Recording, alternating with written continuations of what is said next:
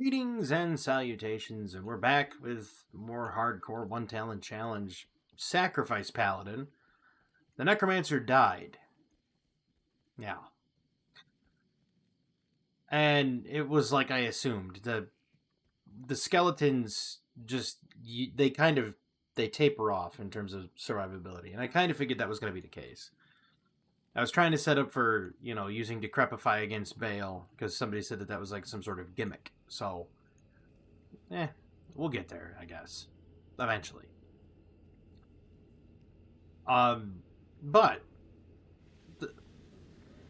today I played I played a little bit of Hearthstone, and a patch came out today for Hearthstone, and it nerfed a whole bunch of the cards that I literally were talking about in Standard. But it didn't nerf specifically the ones that are causing the problem.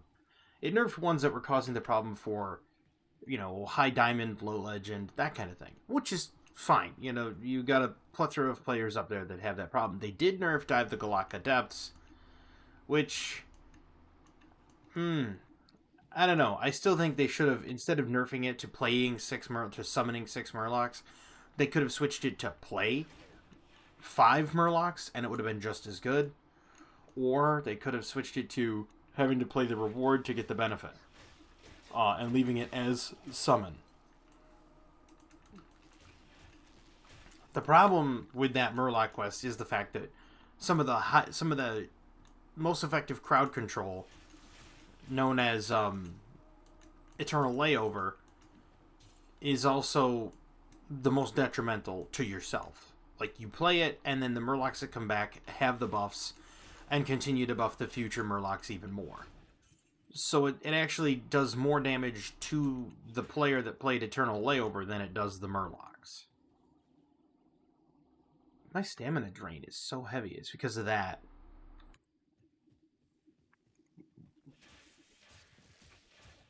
That's an unknown rule to Diablo, and that is the heavier your armor, the more stamina drain it consumes.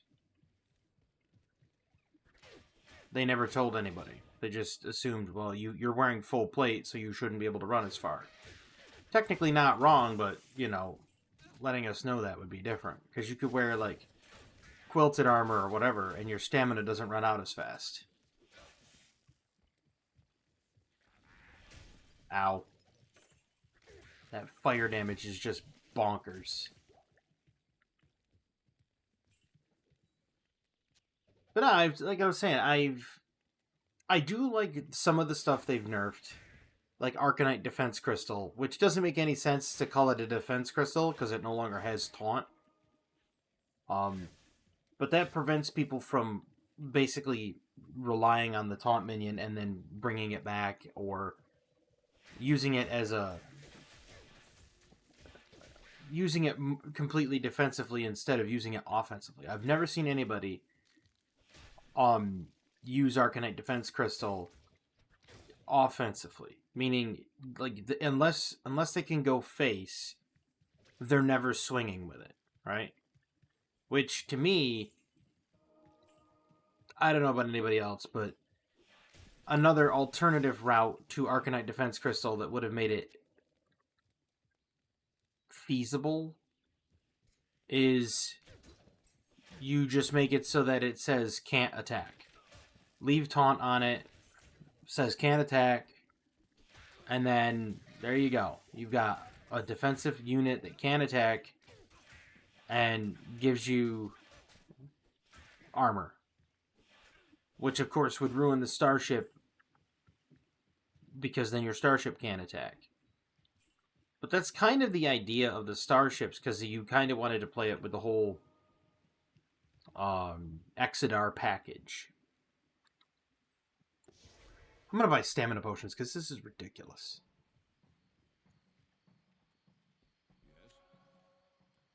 And it's Alcor that has them. Of course it is.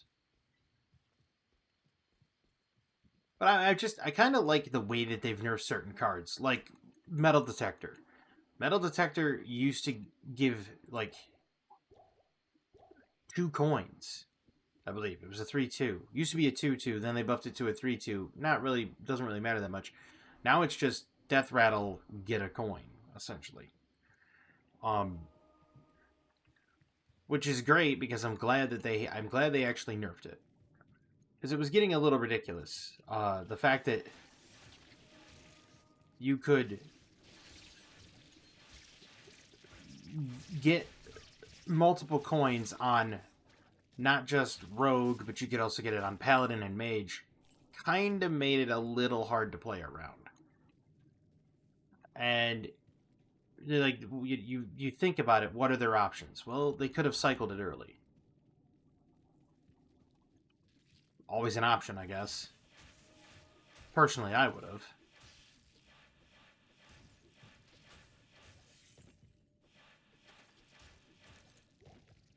But that's... Oh, wait, stamina potion. That refreshes the potions I'm using.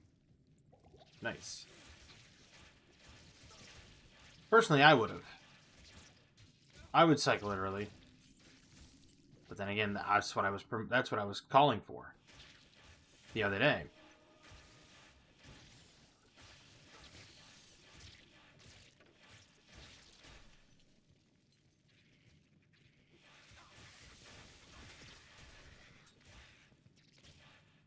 I think card games, for the most part, are going a little bonkers. And allow me to kind of give a bit of context here. I play casual Magic the Gathering, and I'm not talking anything like tournament related. I don't play Commander. I don't care for the Commander format at all. But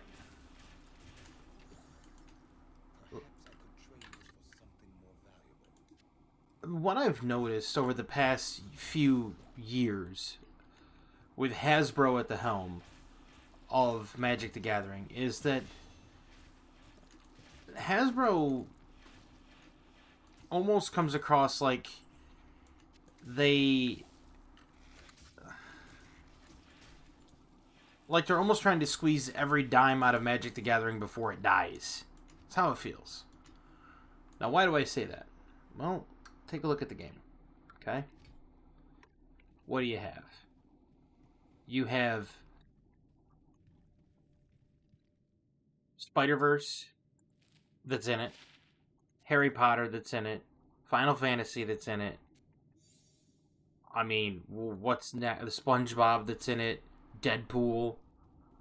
What's next? Are they gonna bring out the Simpsons? And it's gonna sound crazy, but Magic the Gathering is quickly becoming the Fortnite of tabletop games. And I think they're killing their own IP that way. And I mean that. And the reason I say that is, if you think about it, yeah, you're going to hit niche markets, right? People that want that specific chase card, or the people that are fans of Deadpool, or the people that are fans of whatever. The problem is they're overprinting cards all the time. Used to be when I was first starting out in Magic, first got into Magic, it was, you'd see like maybe three expansions in a year, maybe. Sometimes you'd only have 2 expansions in a year, and then they'd start building another block of expansions, like the unglued sets. And you'd see those every once in a while. And then they'd come back and they'd finish the block, like Onslaught, Legion, Scourge, that kind of thing. But it's like, nowadays, they just kind of fire out, what, three expansions in a year, and then they fire out like all of these other mini sets, so to speak, that are expansions in their own right. They have like 100 cards in the set. Most of which just end up in a box of commons or uncommons because they're absolute dog. And, ow. They'll end up in a box of commons or uncommons because nobody plays them. But the problem isn't the fact that they end up in a box of commons or uncommons. The fact is, they're being overprinted. And to me, that's doing a disservice to the client base. You know what I mean? It's like, don't make as many sets. Just relax on the sets. Pump the brakes. And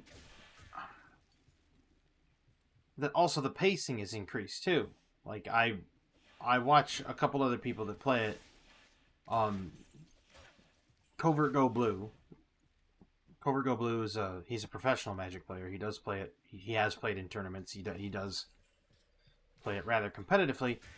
And even he said that, 9 times out of 10, you're probably dead by turn 4.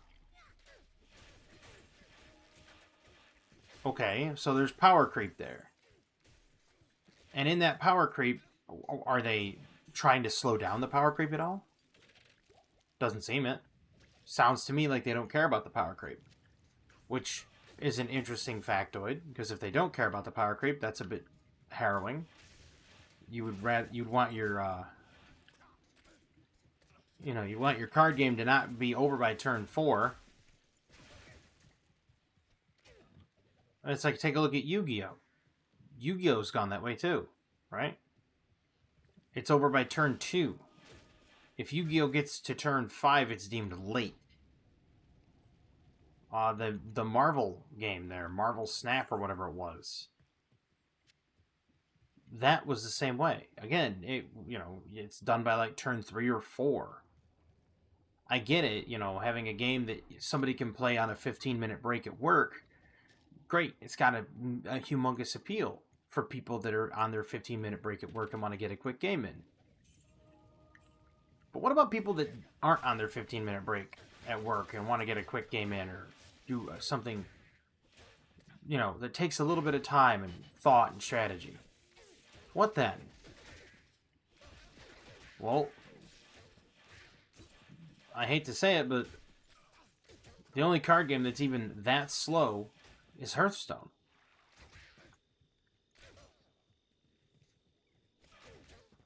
Realistically speaking, like, that's the only one that's left.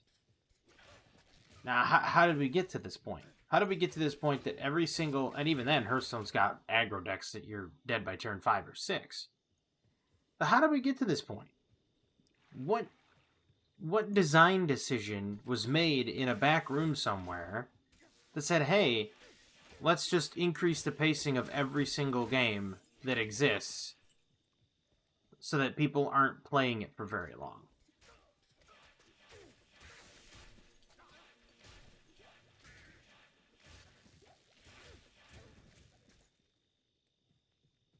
Like, if anybody goes right now to like HS Replay, right, and they look up Hearthstone decks, the average playtime for a Hearthstone deck, what was that? I was choking gas potion. The average playtime for a Hearthstone deck is anywhere from 6 minutes to 10 minutes. Average. Which, okay, not bad. 6 to 10 minutes. It seems like a pretty reasonable amount of time to be playing a game, right? And even then, some of the decks that go 10 or 11 minutes on average are the longer decks. So even then, they can play it on a 15-minute coffee break or a 15-minute break at work. So why did they need to have the game be quicker? Doesn't make any sense. Doesn't make any sense at all. And I'm not saying this just because I dislike aggro in card games. I mean, I do dislike aggro in card games because it takes away from genuine strategy. And people would say, well, what do you mean it takes away from genuine strategy? Well, take a real long, hard look at it. I play card, I curve into next card, I curve into third card, LOL. Doesn't exactly take a lot of brain power, does it? Very simplistic, very straightforward. And I know a lot of people like it, and it's fine. If you like aggro, that's great. It's like the people that played Zerg Rush for StarCraft. I never could stand Zerg Rush. I never cared for it as a strategy, because to me it wasn't a strategy. It was I push buttons quicker than you. LOL skill. In a game called Real Time Strategy, not Cookie Clicker. Yeah. So to me, that wasn't strategy. That was just I can press buttons quicker. I have higher APM. Cool. APM simulator.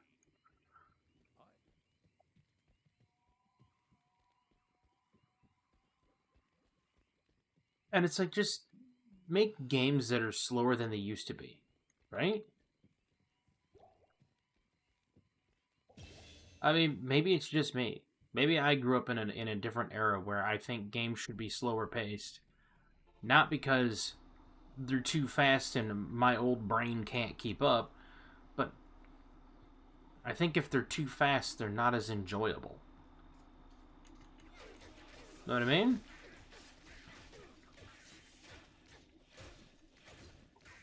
Kind of like that age-old adage, good things come to those that wait.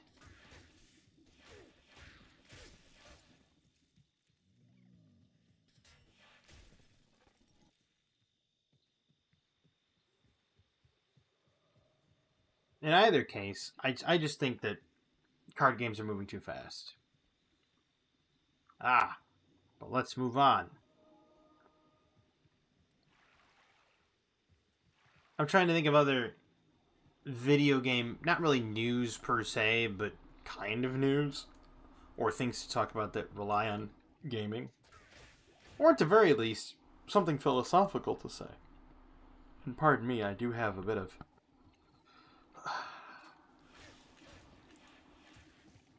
an issue. Happens whenever I drink coffee after having a protein, because I'm on keto, so I just had some cheese, and I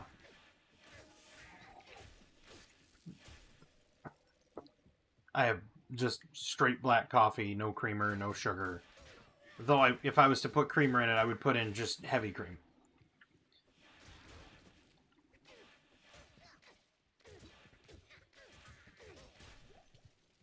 And I think I know where I'm going to go with the conversation in the next one, in the next bit. And that is economics, as weird as it sounds.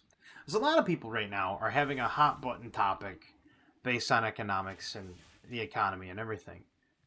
Now, I explained this in a very simple analogy to students when I was substitute teaching. This was a while ago. And the very simplistic analogy I made was, let's say you're running a company, and we're going to keep the numbers low just for sake of keeping it easy and keeping it manageable numbers, so that you don't have to sit there and bring out a balance sheet, right? Let's say your company makes $100 a month. That's your income. Now your expenditures for let's say overhead on your company, would be all the overhead on your company, are only $30 a month. So you have $30 in expenditures and overhead, and your company takes in $100 a month. And you hire 6 employees at $10 a month. And of course, you keep $10 for yourself because you're the owner, so you have to be paid, otherwise it doesn't do any good. If you can't get money for your company and you can't get paid, you don't make any money yourself, you don't survive. So you get $10 as well. So you have 6 employees for 10. You have another 6, you have yourself for 10, and you have your overhead for 30. That's $100 per month. So there it is. You're not making money as a business. That is literally break even. Okay? Now, as you're in the break even price at $100 a month, your workers now ask for higher wages. So now instead of $10 a month, they get $15 a month. So what happens? It's unmanageable. You can't keep all of your workers on. You can't afford to. You can't cut back on your overhead. So your business overhead is there, which includes everything: taxes, building, lease, what have you. Literally includes everything in the overhead. Okay. So you can't lose the overhead. You can't get rid of. So you have to get rid of employees. So now you have cutbacks. Oh, got to repair my weapon. So you start cutting people back. And during the cutbacks, one thing happens. So you let go of a couple people, and now you have a problem. Those that you've cut back from the business have to go on unemployment. But when they go on unemployment, what happens? Well, that causes higher taxes. Higher taxes mean that you now have to pay more overhead. You can see where this is going. The more overhead you pay as a company now eats into your budget. And now you have to let go of more people, rinse, repeat, and this is how you break an economy down. Eventually, the people say, well, we want even more money because now we can't afford our taxes and you can't afford your taxes, blah, blah, blah. Rinse, repeat, cycle continues, right? Right. So how do you fix this? Fixing it is not just simply giving more... I forgot to repair my weapon. Fixing it is not simply just giving more money. You can't just say, well, we'll just increase the wage. We've already seen what wage increase does. Wage increase causes the companies to have to let go of people because they can't afford the overhead. Okay? They can't afford to pay their employees because they're barely breaking even. People would say, well, that's just corporate greed. No, that's how that works, unfortunately. So, what are our options? Well, one option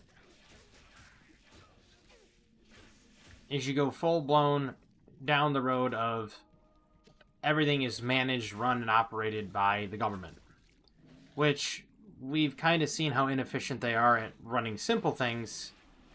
I don't want them running business. Kind of a fair assumption, I'd say. They can't run themselves, let alone a business. Why I wouldn't put them at the... I wouldn't let them run a daycare center. An empty daycare center. Wouldn't do it. So now what? Let's say you go to a more merit-based system. Okay? So you're on a merit-based system, meaning all of your employees make a set amount of money and would make more the harder they work. And you would have to log their progress and log their performance. You'd have to have performance reviews and a lot of them, which means you'd have to bring back quite a bit of HR to do the performance reviews to make sure everybody's pulling their own weight and everything. Of course, the minimum wage would have to go down. Minimum wage goes down, it now gives you a higher chance. It gives you more incentive to work. But what happens? If your minimum wage goes down, the company's overhead goes down on other things. Because now the cost to transport things and the cost of goods and services is lower because those companies have lower wages now. And then it would be incentivized by people working harder. This is not a foolproof plan, mind you. There's definitely faults in it. There's definitely problems with it. I'm simply saying that if you were to reduce wages, you would see a slow but steady climb in the economy. You would see a reduction in prices, and you would see an increase in workforce. Because if you lower the minimum wage, you can then hire more people.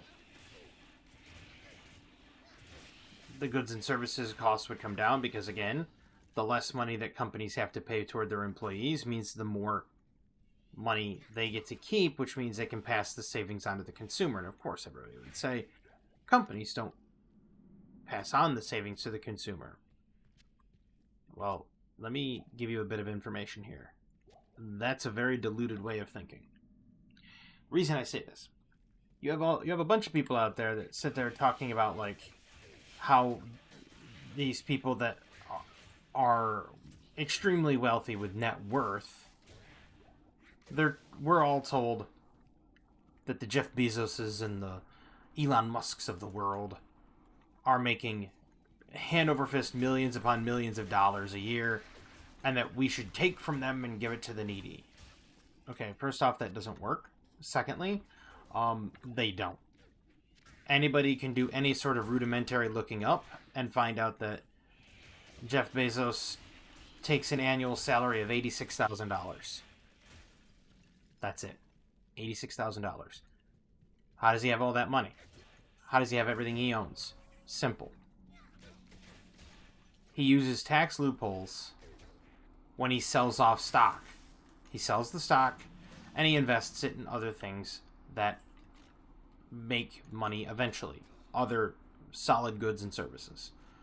Or he will give a contribution to a charity, at which point that becomes another tax dodge. They're tax loopholes. And they use them. All of them do. Elon Musk is no different, except Elon Musk's salary is dependent upon the dividends of the amount of stock and everything he owns.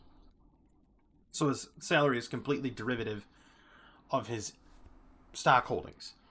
So everybody's conflating net worth with income. You can't tax people based on net worth. And trust me, you wouldn't want to. Because if you started taxing people based on net worth, the people who are worth billions of net worth would just up and leave the country. And they would go to a tax haven. But the people that were stuck here, who have net worth holdings, which is your house, your car, any stocks you own, any money in the bank, anything you own in your house, you start taxing on net worth, your amount of taxes that you pay go up, not down. You're paying less on income tax than you are on net worth, if you were to tax for net worth. So that does not work. Despite people saying, oh, you know, they could just take the money from them. Well, that's not how that works. Never in the history of the world has that ever worked. It backfires every time. Because the wealthy can afford to leave and the poor can't. And when the wealthy leave and they take the businesses with them, where does the tax burden fall? The poor people. Happens every time. So now this raises a question. What do we do? Well, if you want to take a look at where a lot of money is going, I'll tell you someone right now that makes more money than both Jeff Bezos and Elon Musk. Members of Congress. The average member of Congress makes anywhere from $125,000 to $156,000 annually. And they work 2 weeks out of the year, if that.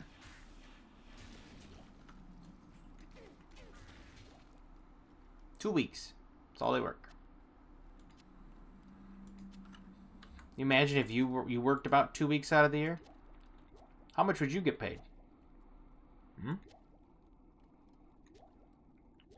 Now you take a look at the net worth of congressmen who were allowed to do insider trading for years. How much money do they make? How much money do they have? Do they hold? A lot. There's something fishy, something rotten in the state of Denmark, as they used to say. Which means, how do the congressmen get all that money? Stock trading. Okay. Let's say they're allowed to do stock trading. Let's say it's fine. They shouldn't be paid. Originally, it was a voluntary position. Originally, they had to volunteer to be a congressman. They had to work a day job at their house, at home, usually on a farmstead, usually tending fields, or being another businessman in town working at the grocery store, or the corner store, as they were called. That was the initial intention, and that they were elected representatives of the people, meaning common clay of the West, common clay of the earth, salt of the earth people, down to earth like you or me, going and working for the benefit of mankind in America voluntarily. They'd have to pay out of their own pocket to get there, but they would get a stipend to stay there for the 2 weeks that they actually had to legislate. Nowadays, they show up and do a political dog and pony show, talk a big game but do nothing, and suck down six-figure paychecks. And yet they have a massive swath of people hoodwinked into believing that people like Elon Musk, Jeff Bezos, and Bill Gates are the prime evils of the world that are taking in millions of dollars annually and paying nothing in tax. Which isn't true. Why do you think? Just as a thought experiment, why do you think... I need more stamina potions.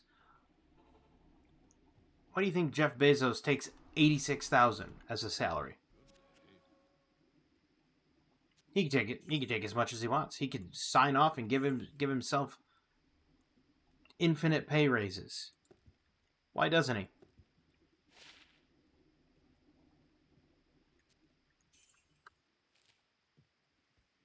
Simple answer. Because that puts him in a higher tax bracket. So he takes $86,000 a year, puts him in a lower tax bracket. Because he can opt to take less. He doesn't need the money. Because he's got liquidatable assets.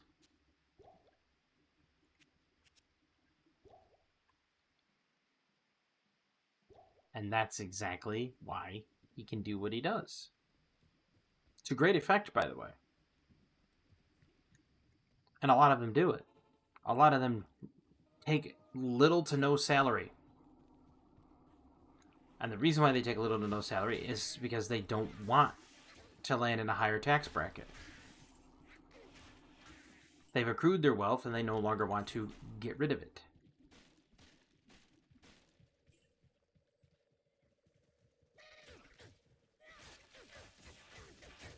So it brings up an interesting question, which is, so how do we change it? How do we make it so that John Q. Public can get almost a fair shake at having their slice of the pie? Well, simply put, there's no clear-cut way to do it. I mean, smart investment choices, smart inventions, that's one way to do it, right? But people today also conflate capitalism, free market capitalism, with crony capitalism. Crony capitalism is what we're currently under. The crony capitalistic society basically says, I'm a company, I'm a lobbyist, I pay congressmen to look the other way on my dealings. Congressman looks the other way on my dealings, Congressman makes money, and I do it through the use of super PACs and NGOs, otherwise known as non-governmental organizations. By doing that, what happens? Well, I can then dodge a lot of tax burden, dodge a lot of regulatory burden, and I can sit back as a company owner or a company head and give them a heads up on the insider trading market here and there, which is illegal, but nobody ever gets caught for it. At least in the government, nobody gets caught for it. And one hand washes the other. That's crony capitalism. And crony capitalism benefits those that indulge in it. So it benefits the government officials and it benefits the companies. Basically what they've done is they found a way to almost legally bribe one another. And yeah, it's not a good thing. It's a very bad thing. Ow. Ooh, that was a panic. That was panic potions. And lots of them.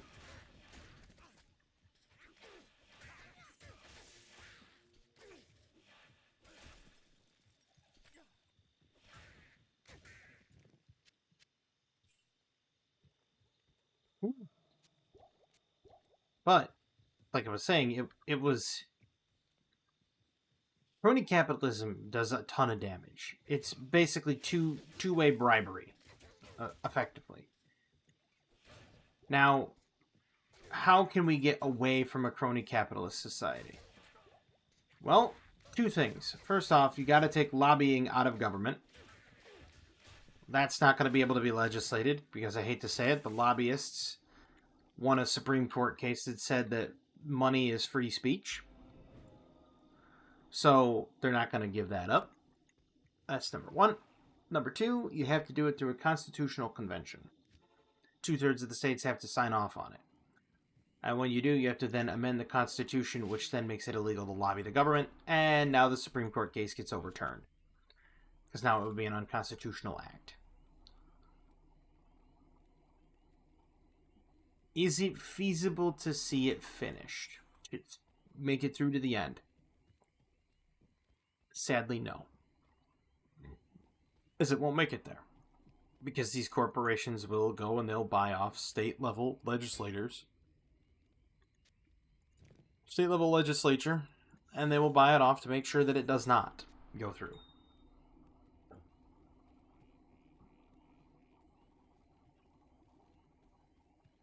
And you can't elect in new politicians because it's just easy to buy a representative. Now, if you were to switch to a full-on republic, where everybody votes in their own best interest, and not have a representative republic, or at least reduce the number of representatives, and then monitor their transactions, you might be able to pull it back from the brink.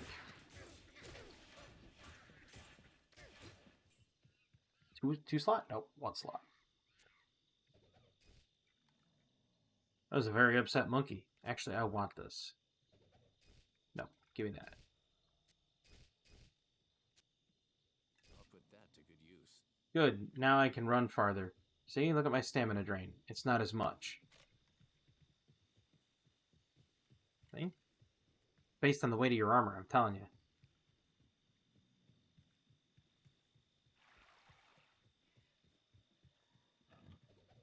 But that's the thing. It's so hard to get away from crony capitalism and get to a free market. A free market is, I have a product. Suppliers have to supply to me as well as, like, Walmart, right? Let's say I'm trying to sell a product retail. Walmart's trying to sell the same product retail. The suppliers and manufacturers would be forced to sell it to both of us for the same cost. That's not how it works. Because Walmart can buy a bigger inventory. The factory that makes the stuff will cut them a break before they'll cut a small mom and pop store a break. I was told by people, no, that's not true. Oh, really? Actually, is true. Because they can. Because, hey, they're buying it in mass. They know that the company can ink a contract and be like, ah, yes, we've got this contract working for whoever. They get the product cheaper because they're buying more of it. And they're buying in bulk. Now, people would say, well, how do you know this? Anecdotal story time. A while ago, I overheard, when I was working at the school as a substitute, I overheard a conversation between a computer supplier and the school. The computer supplier said each terminal is roughly $1,500. Now, these were laptop terminals. These were like tablets that you could add, that you could have an extra keyboard attached to it or whatever. So it's like a fold-out tablet terminal, like laptop tablet. They were worth about $1,000, $1,500, right around there. It was like they weren't Chromebooks exactly, but they were similar. And he's just like, but because you're buying them in bulk from us, we can sell them to you for $700, $800. and you then get an educator's discount to make them even less. Okay, they're going to be used by the students, so I kind of get that. You don't want to put a massive spending burden on the school, even though the school gets all of that money through grants and state and federal funding. So it's the taxpayers' money anyway? Nevertheless, because they were buying them in bulk, the price went down. Try doing that with any other store. Let's say I only had the shelf space for 3 of them. What then? If I only have the shelf space for 3 of them, do I get charged the full amount? Most likely. And that means I have to charge more, which means they're not going to come shop at my place. They're going to go someplace else and buy them. Well, that doesn't make it very fair for the mom and pop store, does it? Wonder why that is. Because again, there's things in place that allow it to happen. That's crony capitalism. The other thing of crony capitalism is, let's say you start a business. And let's say your business does well. So well, in fact, that it catches the eye of a business mogul. A giant that's out there. Kind of like Amazon or Google or something like that. The Simpsons did a thing about this, as a matter of fact. Remember a long time ago, there was an episode where they had hyper global CompuNet or something like that. It was a business Homer started. And it absolutely had nothing to do with anything at all. It was a complete non-starter, just a dead in the water. Right? People showed up because it wasn't doing anything. It was just a name. And because the name was catchy, they wanted it. And they said, "Oh, it's the next big thing." And it caught on, and it had this massive campaign, but it never actually went anywhere. What happened? People came to buy him out, and he didn't sell. They offered him $2 billion, something like along those lines. He just said no, because he knew that if he held out, he could get more. Now, what were they going to do? They buy him out, and then they just shut the doors. You see? And then they bought up their competition. And because he didn't sell, they went in and they trashed the place. And there's nothing he could do because it was friendly competition. They literally exposed crony capitalism on The Simpsons in broad daylight to everyone, and no one paid attention.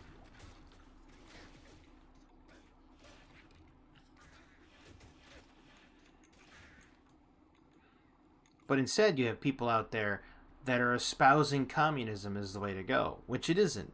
Because what happens, inevitably, is the centralized power gets abused. And when the centralized power gets abused, the people end up being hurt. The citizens end up being hurt. The upper echelons don't get punished. They get a free pass on everything. It's worse than crony capitalism ever thought of being. It's like crony capitalism has gone out and decided to take roids and start lifting. And that's what happens. So there's got to be a way around it. And the only way around it is the free market. Which I've espoused free market capitalism all the time. I've said, put out a good product with a good price and have good people. And by that I mean good...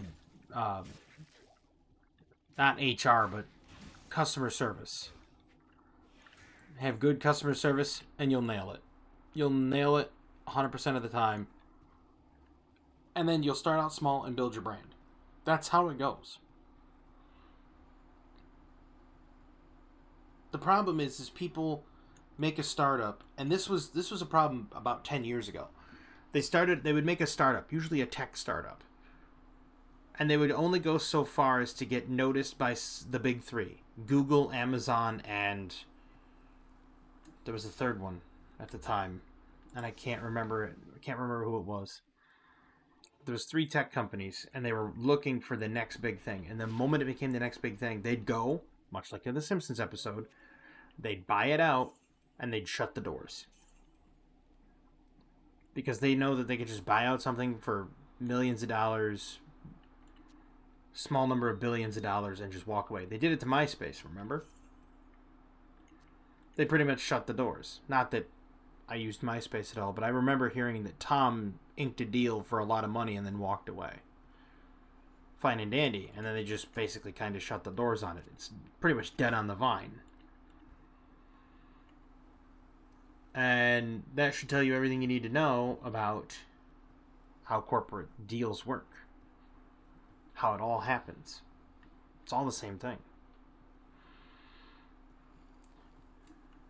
Because again, the company can eat 2 or 3 bad business deals like that and walk away not worrying about it. They'll buy up an IP and they'll just, it doesn't matter to them. They'll just, okay, well, we'll close the doors and we'll call it a day. It means nothing to them. Because it's cheap and cheerful. Cheap as chips. They don't care. It's better than that person becoming a threat to their power structure. And trust me, it is a power structure.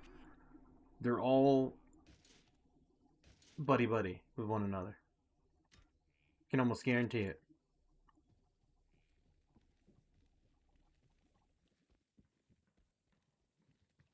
Mind you, that technically violates antitrust law, but you'll never hear anything come of it. For example, the NFL. 32 teams, right? It's one entertainment franchise. It was ruled as one entertainment franchise, not 32 separate franchises. But because it's one entertainment franchise, but with 32 branches, it's not deemed a monopoly. It's not deemed a trust, even though it is. Because they all have a shared interest, and a portion of the money goes back to the parent company. Just like with the NBA, just like with the MLB, which, by the way, if you haven't paid attention, if you haven't paid much attention to that, the Cleveland Indians, and yes, I will continue to call them by their old name because that's what they should be called. 2 pitchers were indicted for rigging their pitches and gambling. Almost like pro sports is rigged. Because it is. Ever wonder why? Do some research. Look into it. Ever wonder why when you look at the money line and other betting platforms, why is that openly embraced now? Used to be taboo a few years ago. Right? Used to be a complete taboo that you couldn't go out and gamble on anything. On anything sports related. You couldn't do it. It was hard to gamble on anything sports related. Like you had to have bookies on speed dial in Vegas to gamble on things that were sports related. Not anymore.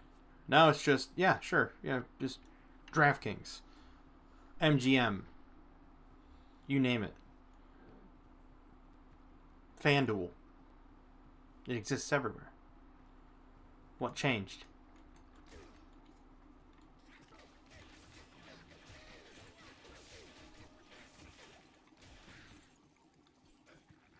They say, well, it makes the games more exciting. For who? Who owns a controlling stake in these companies? Anybody take a look at that?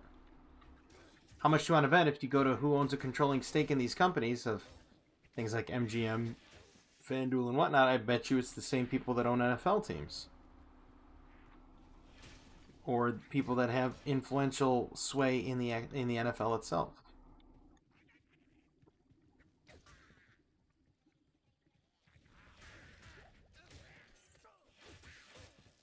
And so,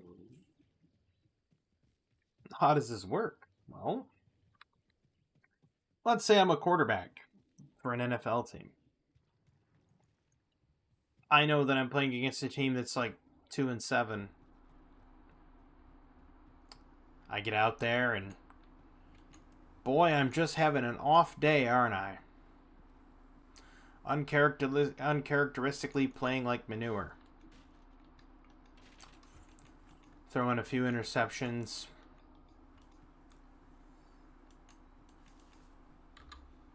Fumbling the ball. Just It's just not my day.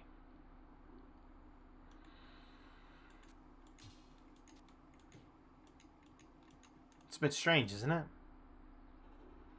How did my performance slip so far?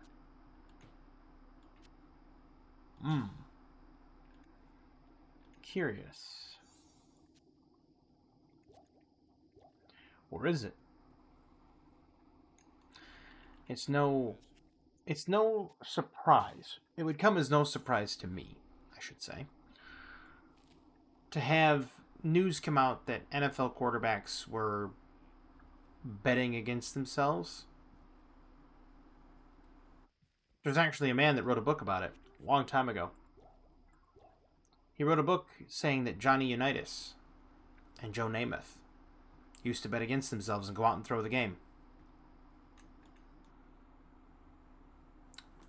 Yep. And I forgot who it was, but they made an attempt on his life a few times. Icarus was flying too close to the sun. He went into hiding after writing the book. He was on a late night TV show, but way back in the day, it was in the late '80s, early '90s. He had done all of his research. He had followed the leads, and he said it led him to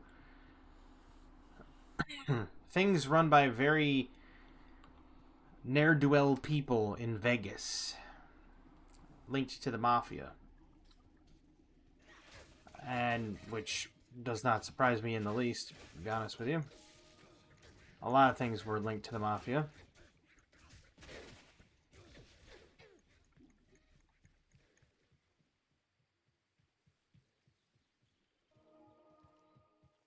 Jeez, Laharis, you almost didn't make it. Thanks. There you go. But not much has changed, I would figure. I think that probably everything is the same. The more it changes, the more it stays the same. Everybody knows that phrase, too. Whoa. Don't want to get out there and get stabbed by too many of those guys. Definitely don't want to get out there and get fire blown on me either.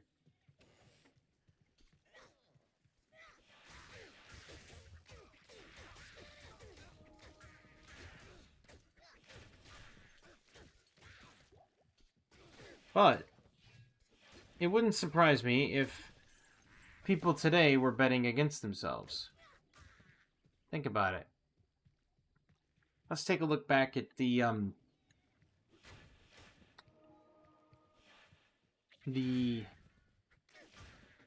perfect season of the Patriots up until the Super Bowl, where they somehow mysteriously lose to the New York Giants.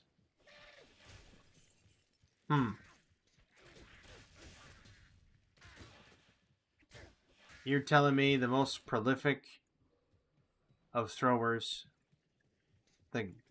one of the best quarterbacks of his era, just had a really bad day that day? I mean, everything's been fixed before. Fight fixing used to happen. Don King was one of the most notorious fight fixers back in the day. The whole Muhammad Ali Sonny Liston fight that they claim, they thought Sonny Liston threw the match. There's a potential that he did. No one will know for sure. All parties included are gone. So nobody will ever get the story. But it makes you wonder, doesn't it? If certain things were fixed or potentially fixed, it's not hard.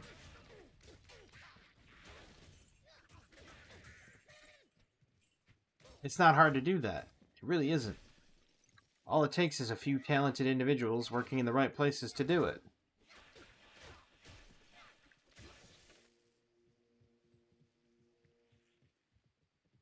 And they would say, and of course, you'll have the detractors saying things like,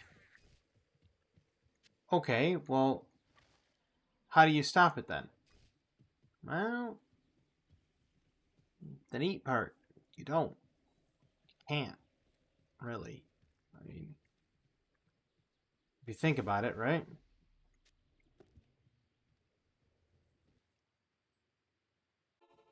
You have the replay availability. Even in baseball, you have the replay availability.